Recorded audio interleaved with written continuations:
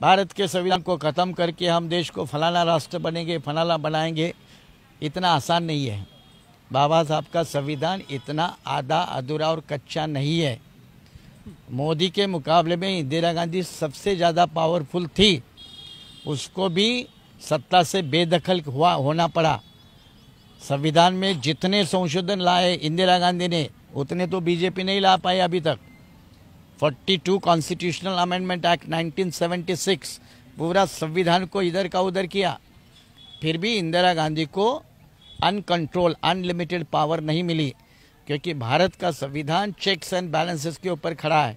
और checks and balances के method में कोई भी कितना भी बड़ा हो उतना तानाशाह नहीं बन सकता। एक संविधान का अभ्यासक के नाते मैं अधिकार के रूप में कह रहा हूँ। तो ये डर क्यों पैदा कर रहे हो? संविधान की कॉपी जलाई ना, क्या उससे संविधान जलता है?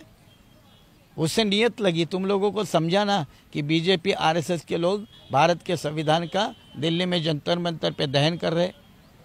उससे तुम गडकरी को पूछो, भाई तुम मंत्री थे, तुमने क्या किया? मोदी को पूछो तुमने क्या किया? और आरएसएस वालों को पूछो कि क्या बंदे तुम्हारे नहीं क्या?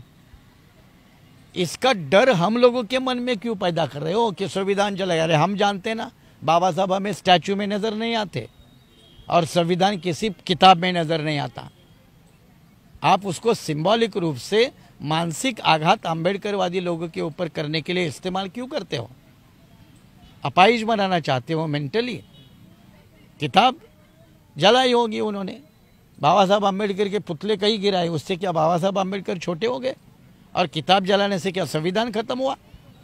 तो ये अम्बेडकरवादी तथाकथित कांग्रेस के दलाली करने वाले हरिजन बुद्धिवादी को भी ये कह दो